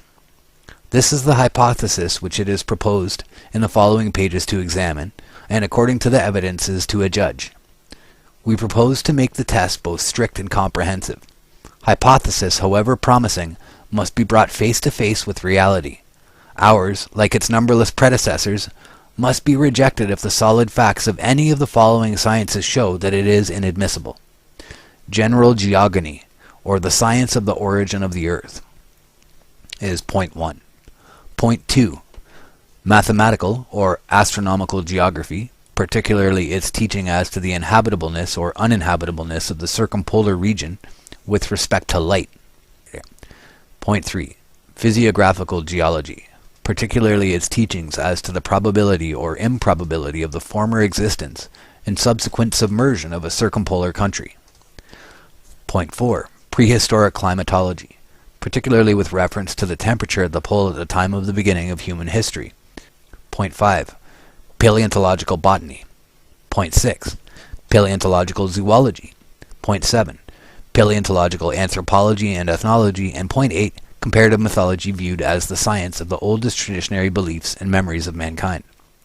On the contrary, if the hypothesis is capable of meeting this eightfold test, and especially if we can show, not only that it is admissible, but also that in greater or less degree it is supported by the positive evidence of the facts in nearly all of these fields of knowledge, we shall afford a much more complete and convincing verification than is at all usual in matters of prehistoric research. Footnotes 47.1. As to the alleged newness of the above hypothesis, it is proper to say that something like a year elapsed after its full acceptance and public announcement by the writer before he could find any evidence that it had ever been entertained or advocated by any other person. He then met with the allusion in the passage quoted from Bishop Hewitt as a motto to chapter 2 of the preceding part, and with a similar allusion in an anonymous article in Dickens' All the Year Round. Whether these were more than rhetorical flourishes he was long in doubt. Not until after the manuscript of the present work had been completed, packed, and addressed to the publishers, was the doubt resolved by finding in an anonymous English magazine article of more than 30 years ago this brief statement: Pastelius, or Pastellus, will have it that paradise was under the North Pole. Who Pastellus was and what he wrote upon the subject remain to be investigated. Suffice to say that up to the date of this writing the author has found no book or tractate in which the above hypothesis has ever been advocated. This fact renders some of the mottos prefixed to the chapters farther on remarkably significant and impressive. In many cases their authors express truths which they themselves did not perceive. Chapter 2. Important new features at once introduced into the problem of the site of Eden. Significance of these for a valid solution. A quote from John Stuart Mill. Quote, "It appears, then, to be a condition of a genuinely scientific hypothesis that it be not destined always to remain an hypothesis, but be certain to be either proved or disproved by that comparison with observed facts which is termed verification. Verification is proof. If the supposition accords with the phenomena, there needs no other evidence of it." John Stuart Mill. It is evident, on a moment's thought, that our hypothesis immediately and materially modifies the whole problem of the location of paradise. Given a prehistoric circumpolar continent at the North Pole, as the cradle of the race, what must have been marked and memorable features of that primitive abode? 1. To the first men there would have been but one day and one night in a year. 2. The stars, instead of seeming to rise and set, would have had an apparently horizontal motion round and round the observer from left to right. The pole, the unmoving center point of the heavens, directly overhead, would naturally have seemed to be the top of the world, the true heaven, the changeless seat of the supreme, all-ruling God. And if, accordingly, through all the long lifetime of the antediluvian world, the circumpolar sky was to human thought the true abode of God, the oldest post-diluvian peoples, though scattered down the sides of the globe half or two-thirds the distance to the equator, could not easily have forgotten that at the center and true top of the rotating sky was the throne of its great Creator, and that there, in the far north, was the sacred quarter of the world. Standing at the pole of the earth, an observer would be not only directly under the center of the celestial hemisphere, but also directly on the center of the surface of the terrestrial hemisphere. There and there alone the heavenly bodies would move in horizontal planes round and round him everywhere, at an apparently equal distance, and he would seem to himself to stand on the one precise center point of the entire earth. Every departure of a few miles in any direction from this polar position would at once confirm this first impression. If, therefore, primeval Eden was at the pole, the descendants of the first man, going away from such an original country, could hardly have failed to remember it as the center of all lands, the omphalos of the whole earth. Supposing the first man to have been located in the central and most elevated portion of the hypothetical Eden land, the streams there originating and flowing seaward would have flowed not in one but in various opposite directions toward all the cardinal points of the horizon. Moreover, all of these streams being obviously fed not by each other, but by the rain from heaven, it would not have required a very powerful imagination to conceive of them as parts of a finer and more celestial stream, whose head springs were in the sky. If finally the streams flowing in the opposite directions grew at length into 4 opposite flowing rivers, flumina principalia, as many old theologians have called them, dividing the circumpolar land into 4 nearly equal quarters, it would have constituted a never-to-be-forgotten feature of that first home of men. In another chapter we shall expose the baselessness of the popular impression that at the pole 6 months of every 12 are spent in darkness, and shall show that, on the contrary, less than 1/5 of the year is so spent, while more than 4/5 are spent in light.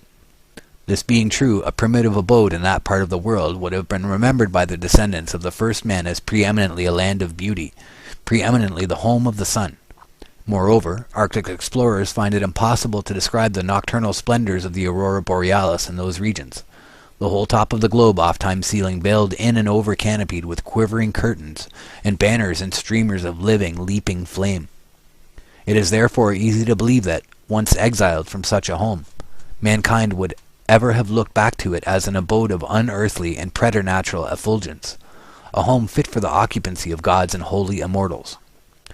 Finally, point 7, assuming the prevalence of an equable tropical temperature, we find the biological conditions of the region, such as the extraordinary prevalence of daylight, the intenser terrestrial magnetism, and the unparalleled electric forces which feed the northern lights, all combining to raise a high probability that if ever such a land as we have supposed existed, it must have presented forms of life surpassing those with which we are familiar, a flora and fauna of almost unimagined vigor and luxuriance of development.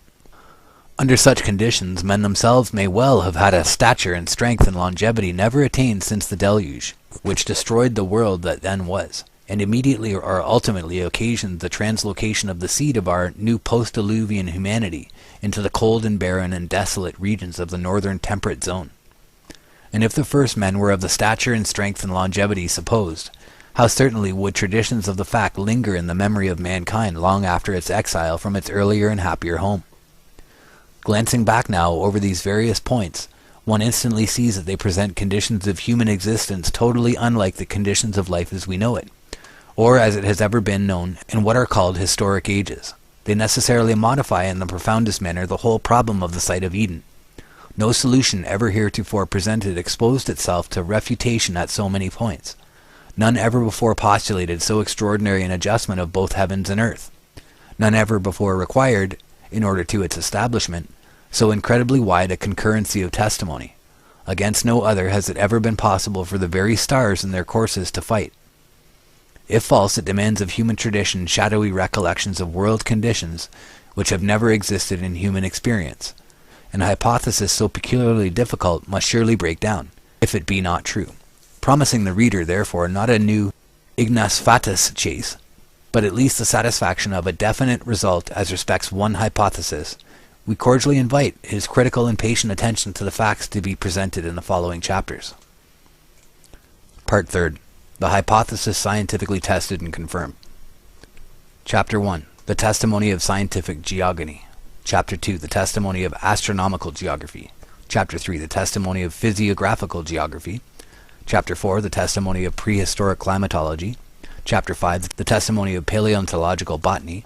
Chapter 6. The testimony of paleontological zoology. Chapter 7. The testimony of paleontological anthropology and ethnology. Chapter 8. The conclusion of this part. Quote, "It follows that man, issuing from a mother region, still undetermined, but which a number of considerations indicate to have been in the north, has radiated in several directions, that his migrations have been constantly from north to south." Le Marquis de Saporta, in Popular Science, 1883, page 753. Eine jeder Reis der ehemaligen Every journey undertaken after the ice-gated island world in the north of America knows of signs of the former presence of a people inhabiting lands which today seems to be no longer a human foot. Dr. F. Boas, in the Journal of the Society for Geography in Berlin, Volume 18, 1883, page 118. Could it once be proven that the Arctic terminus of the Earth has always been the icebound region which it now is, and which for thousands of years it has been, it would of course be useless to entertain for a moment the hypothesis that the cradle of the human race was there located. Probably the popular impression that from the beginning of the world the far north has been the region of unendurable cold has been one of the chief reasons why our hypothesis is so late in claiming attention.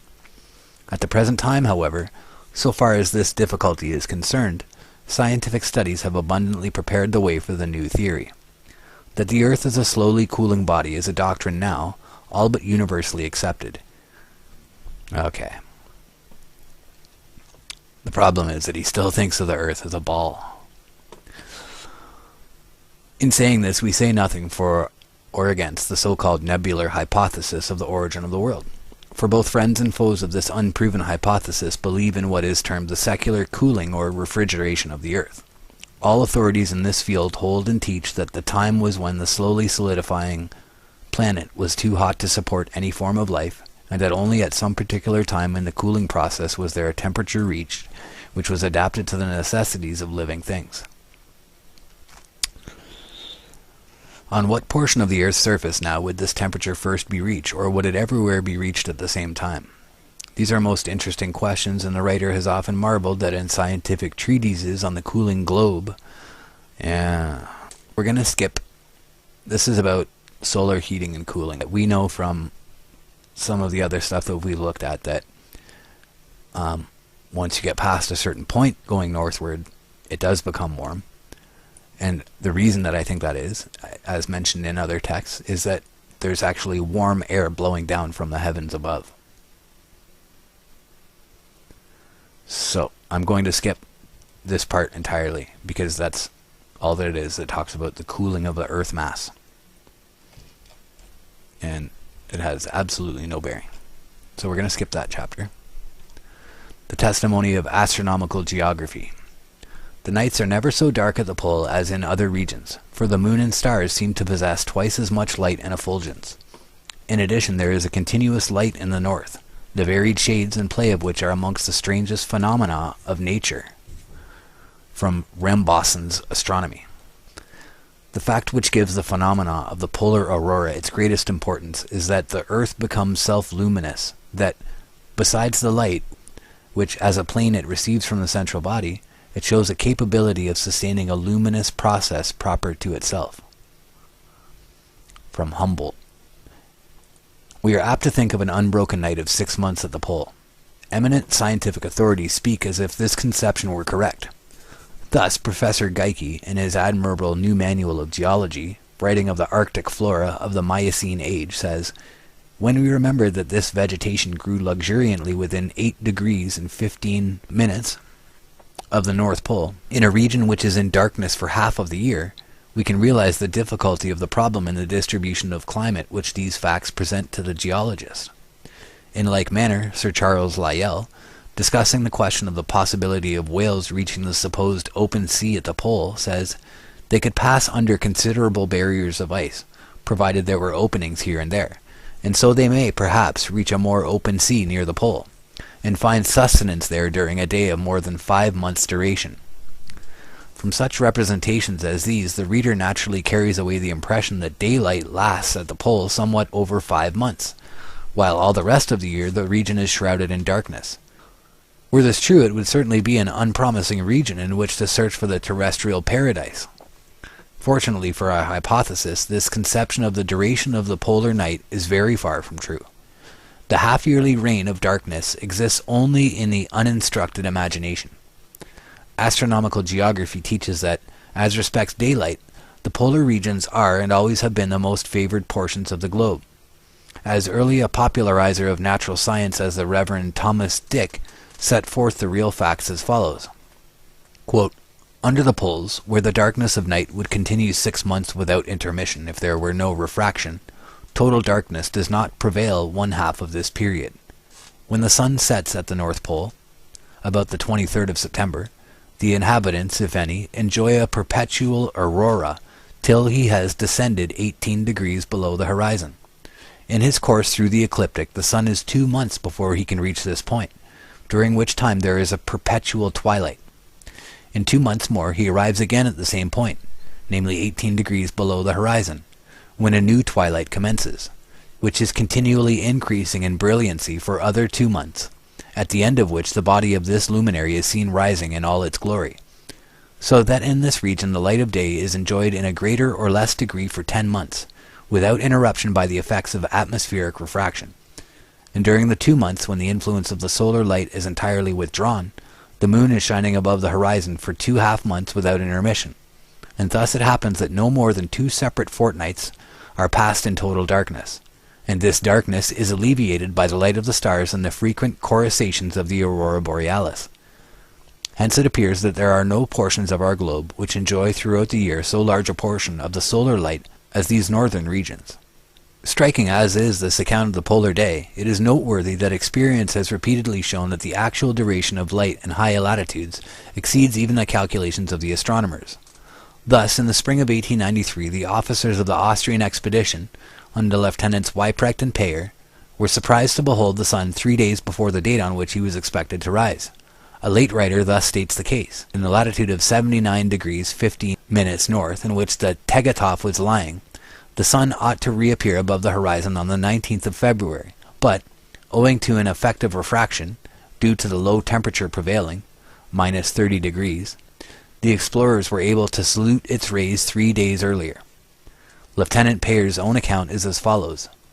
Though the sun did not return to our latitude, 78 degrees 15 minutes north, 71 degrees 38 minutes east longitude, till the 19th of February, we were able to greet his beams 3 days previous to that date, owing to the strong refraction of 1 degree and 40 minutes which accompanied a temperature of minus 30 degrees. Still more remarkable was the experience of Barentz's Arctic expedition almost 300 years ago.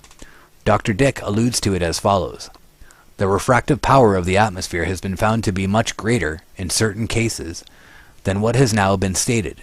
In the year 1595, 1596 and 7, a company of Dutch sailors having been wrecked on the shores of Novaya Zemlya, and having been obliged to remain in that desolate region during a night of more than 3 months, it was a little less than 3 months, beheld the sun make his appearance in the horizon about 16 days before the time in which he should have risen according to calculation, and when his body was actually more than 4 degrees below the horizon. The only explanation of this astonishing phenomena which the same writer offers is found in this appended clause, which circumstance has been attributed to the great refractive power of the atmosphere in those intensely cold regions. This is so unsatisfactory that not a few prefer to believe what seems entirely incredible, namely that Barentz and his men in the short space of less than 3 months made a blunder of 16 days in their time record. Not likely. Professor Nordenskjold has recently referred to the case as follows. On the 4th November, the sun disappeared and was again visible on the 3rd Feb through the 24th Jan. These dates have caused scientific men much perplexity, because in latitude 76 degrees north, the upper edge of the sun ought to have ceased to be visible when the sun's south declination in autumn became greater than 13 degrees, and to have become visible again when the declination again became less than that figure. That is to say, the sun ought to have been seen for the last time at Barentz's ice haven on the 7th and 11th October, and it ought to have appeared again there on the 14th through the 4th of Feb. It has been supposed that the deviation arose from a considerable error in counting the days, but this was unanimously denied by the crew who wintered. In a footnote he gives proofs which seem convincing that no such error can have been committed. But while these experiences of Barentz and the Austrians point to a duration of darkness at the pole of less than 60 days out of the 365, some apparently good authorities extend the period to 76 or 77 days. Thus Captain Bedford Pym of the Royal Navy of Great Britain makes the following statement. On the 16th of March the sun rises, preceded by a long dawn of 47 days, namely from the 29th of January, when the first glimmer of light appears. On the 25th of September the sun sets, and after a twilight of 48 days, namely on the 13th November, darkness reigns supreme, so far as the sun is concerned, for 76 days, followed by one long period of light, the sun remaining above the horizon 194 days. The year, therefore, is thus divided at the pole: 194 days sun, 76 days darkness, 47 days dawn, 48 twilight. Even according to this account, we should have at the pole only 76 days of darkness to 289 days of light in the year. In other words, instead of being in darkness little short of half of the time, as at the equator, one would be in darkness but about 1/4 of the time. As far as light is concerned, therefore, even on this calculation, the polar region is twice as favorable to life as any equatorial region that can be named. But whence this discrepancy amongst the astronomers? Why should some of them make the polar night 16 days longer than others? The simple answer is that they proceed upon different assumptions as to atmospheric refraction in the region of the pole. In our latitude, twilight is usually reckoned to begin when the center of the rising sun is yet 18 degrees below the horizon. Starting with this as the limit and counting sunrise and sunset to be the moments when the sun's upper limb is on the horizon, we arrive at the division of the polar year given by Captain Pym. But astronomers say that in England, twilight has been observed when the sun was 21 degrees below the horizon. To be entirely safe, some have therefore taken 20 degrees as the limit of solar depression, and reckoning with this datum, instead of the 18 degrees before mentioned, have found that at the pole the morning twilight would begin January 20th, and the evening twilight would cease November 21st. This would make the period of darkness but 60 days, and the period of light 305.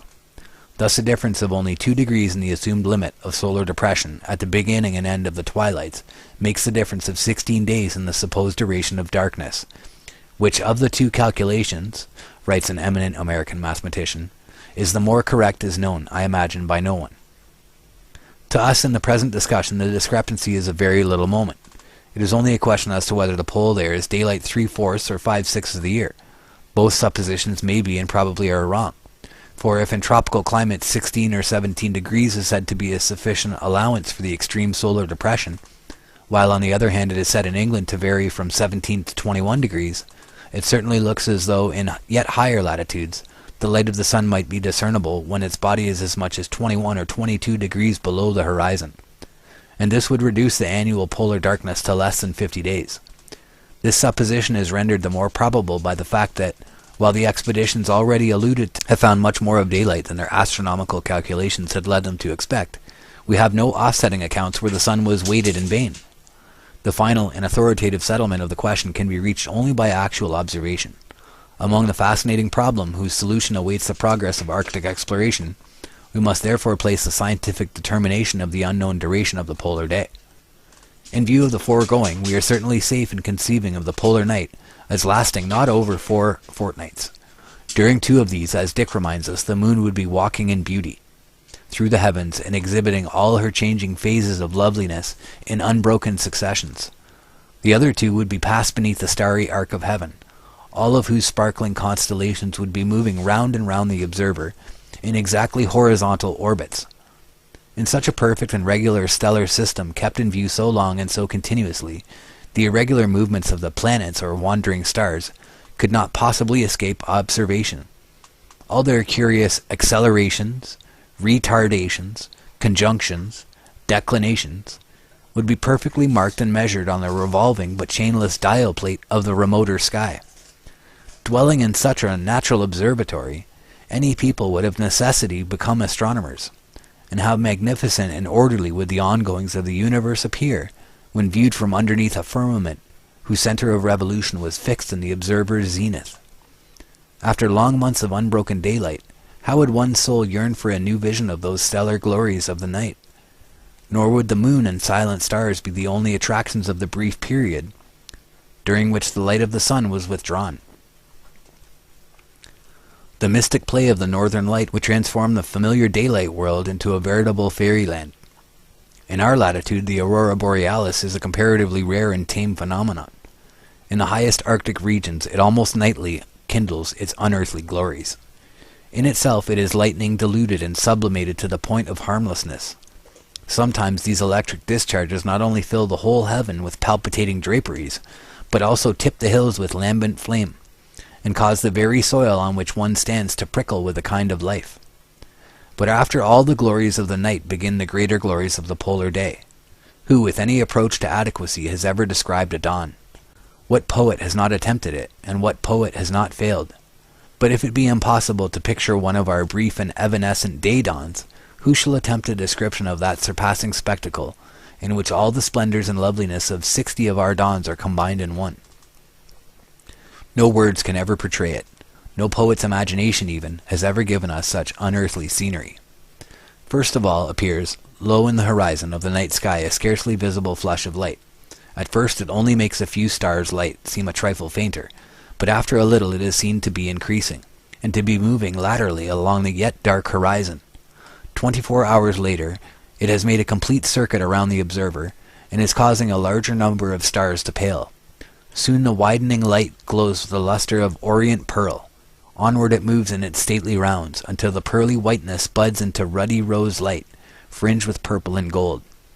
Day after day, as we measure days, the splendid panorama circles on, and according as atmospheric conditions and clouds present more or less favorable conditions of reflection, kindles and fades, fades only to kindle next time yet more brightly, as the still hidden sun comes nearer and nearer his point of emergence. At length, when for 2 long months such prophetic displays have been filling the whole heavens with these increscent and revolving splendors, the sun begins to emerge from his long retirement, and to display himself once more to human vision.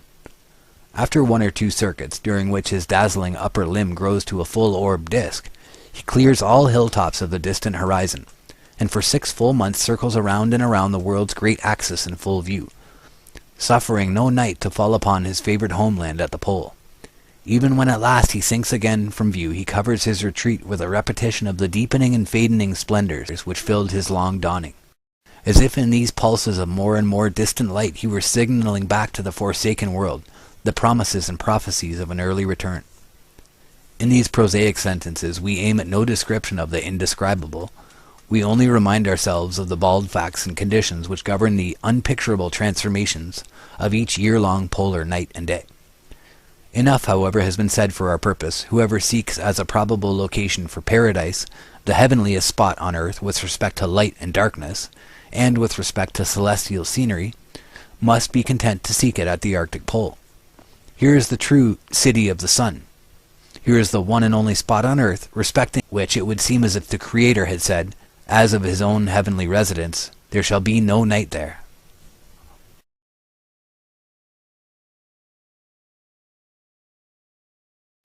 Chapter 3. The Testimony of Physiographical Geology.